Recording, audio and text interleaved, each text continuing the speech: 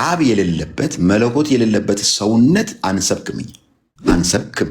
ሐዋርያትም አልሰበኩም። እኛ አብ የሌለበት ልጅ አብ የሌለበት ሰውነት መጽሐፍ ቅዱስ ስለማያውቅ ስጋ ብቻ ሆኖ ከአብ ተነጥሎ ላክ የሚሆን ወልድ ስለሌለ መጽሐፍ ቅዱስም ስለማያውቅ የመጽሐፍ ቅዱስ ወልድ አብ በውስጡ የሆነ አብ የተገለጠበት እግዚአብሔር አብ የተገለጠበት ሰውነትን መለኮት ያሰኘው መለኮት በውስጡ መሆኑ ስለ መለኮትም ሆነ ስለ ሰውነት ስንገልጽ በአገላለጻችን ጥቅሶችን እርስ በርስ ማጋጨት የለብንም።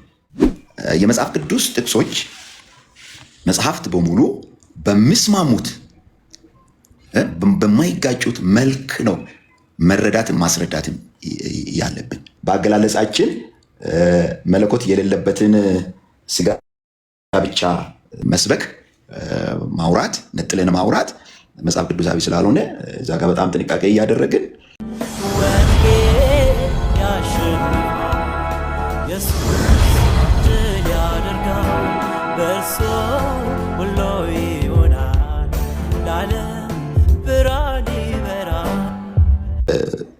አዲስ ኪዳን ላይ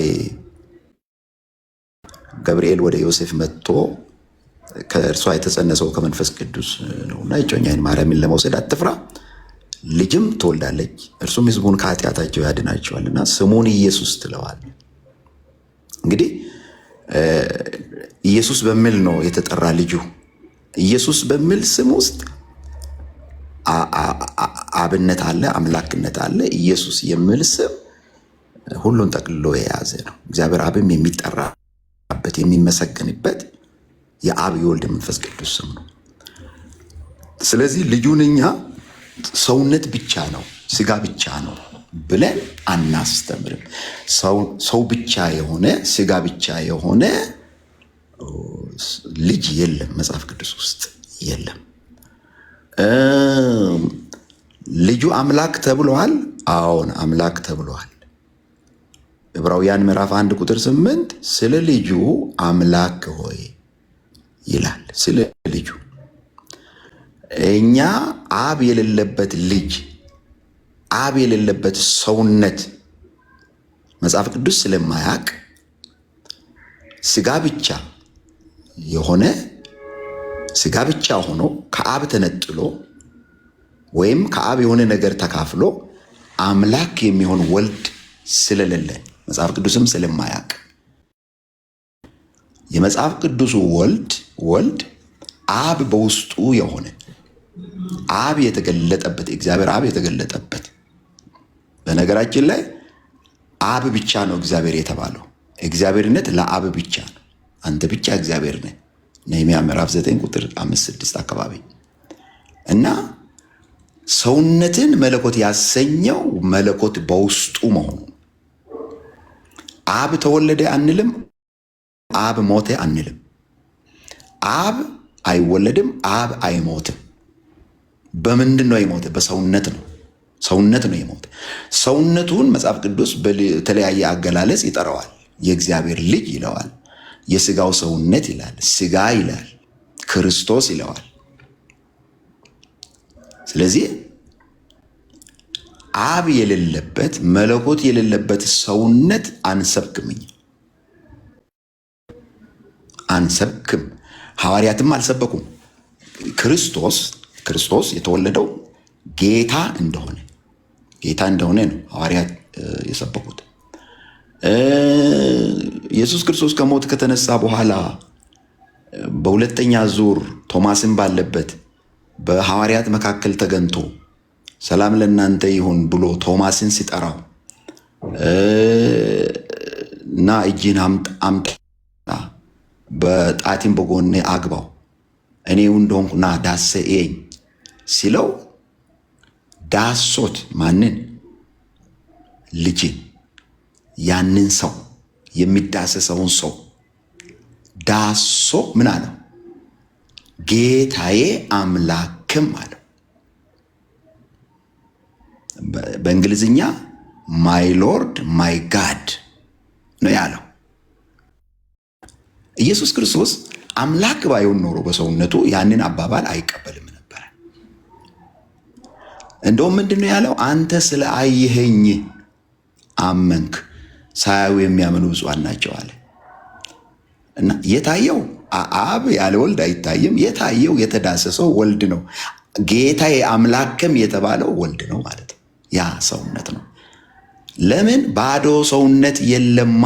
መጽሐፍ ቅዱስ ውስጥ ሐዋርያት የሰበኩት ስለ ባዶ ሰውነት ስጋ ብቻ ስለሆነው ወልድ አይደለም የሰበኩት። መለኮት ስለሆነ ወልድ፣ በውስጡ መለኮት ስላለው ወልድ፣ እሱ ራሱ አብ በእኔ እንዳለ እመኑኝ፣ በእኔ የሚኖረው አብ እርሱ ስራውን ይሰራል፣ እኔን ያየ አብን አይቷል፣ እኔንስ ብታውቁኝ አባትን ደግሞ ባወቃችሁት ነበር።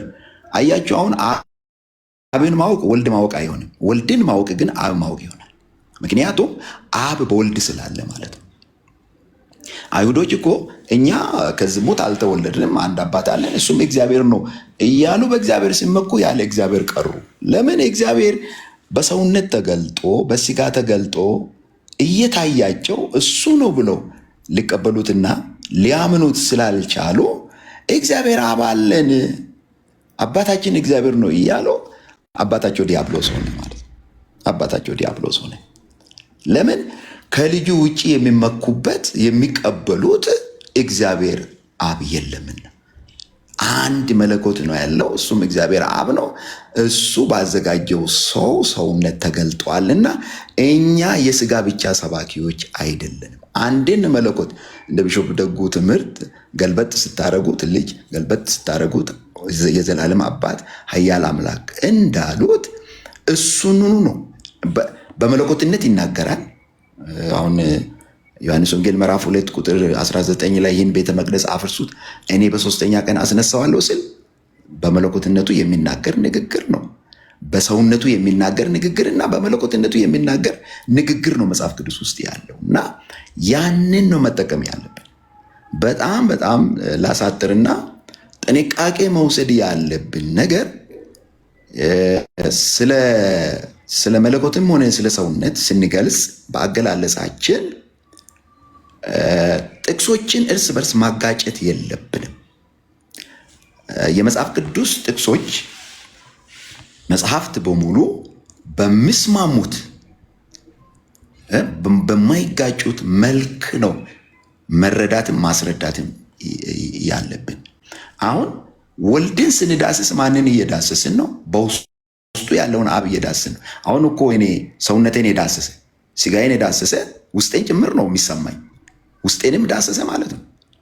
ውስጤ ነው የሚሰማኝ እንጂ ለስጋዬ ብቻ አይደለም የሚሰማው። ልክ እንደዚሁ ወልድ ወይም ያ ሰውነት ማለት አብ ጋር የሚያደርሰን ነው። እሱ አብ ጋር ካልደረሰን እኛ ከስረናል። በእኔ በቀር ወደ አብ የሚመጣ የለም ብለዋልና እሱን ስናይ አብን የማናይ ከሆነ እሱን ስንዳስስ አብን የማንዳስስ ከሆነ አያቸው ቶማስ ዳሶ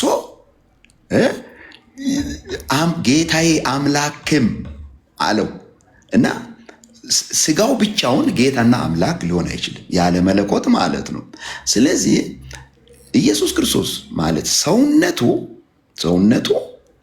አብ ጋር የሚያደርሰን ከአብ ጋር የሚያገናኘን ነው። እሱን ስንነካ ማንን ነው የምንነካ? እሱን ስንዳስስ ማንን ነው የምንዳስ? እሱን ስንቀበል ማንን እየተቀበል ነው ያለ ነው? በውስጡ ያለውን መለኮት የተገለጠበትን ያንን መለኮት እየዳሰስን ነው ያለ ነው ማለት ነው። እሱ ጋር ነው የሚያደርሰን። መጋረጃ ነው። ቀጥታ ልንገናኝ አንችልማ ውስጡ ካለው መለኮት ጋር። ኤሌክትሪክ እሳት ነው፣ ግን ከሰው ጋር የሚኖረው ሰውም ሊዳሰው የሚችለው በፕላስቲክ ነው። ልክ እንደዛው እሳት የሆነውን እግዚአብሔር ማንም አይቶት የማይድነውን እግዚአብሔር እኛ የዳሰስነው ያየነው በተገለጠበት ሰውነት ነው መጋረጃ የሆነልን ማለት ነው። እንዳያቃጥል እንዳይፈጀን ሰውነቱ ነው፣ ስጋው ነው መጋረጃ የሆነልን። ስለዚህ ባዶ ስጋ አንሰብክም።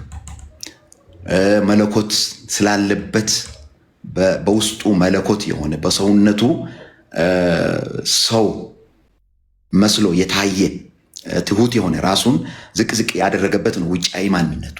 እሱ በእግዚአብሔር መልክ ሲኖር ሳለ እግዚአብሔርነቱን ጥሎ ሳይሆን ጌትነቱን ጥሎ ሳይሆን እያለው እንደሌለው ራሱን አደረገ። ራሱን ባዶ አደረገ። ማንም አልወሰደበትም። መለኮትነቱን እግዚአብሔርነቱን ማንም አልወሰደበትም፣ ወይም ሰማይ አስቀምጦ አልመጣም። ስለዚህ ነው ወደ ምድር ሲገባ መላእክቶች ሁሉ ከሱ ጋር የወረዱትና የሰገዱለት ማለት ነው። ስለዚህ እያለው ነው እንደሌለው ራሱን ያደረገ። እየቻለ እንደማይችል ነው ራሱን ያደረገ።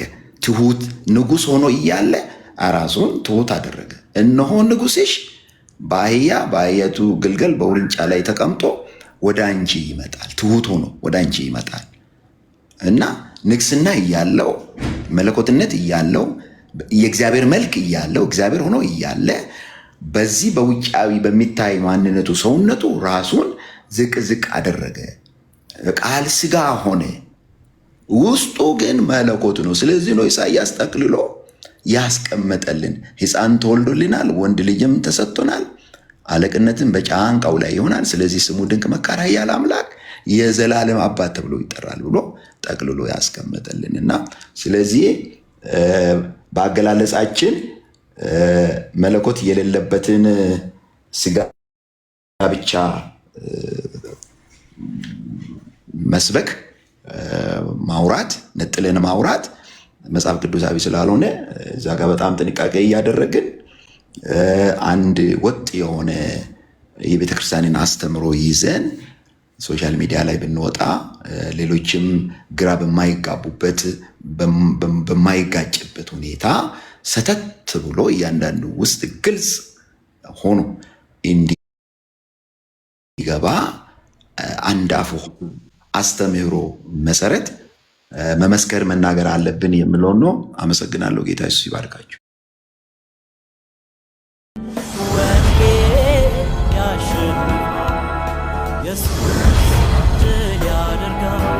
በእርሱ ሁሉ ይሆናል ለዓለም ብርሃን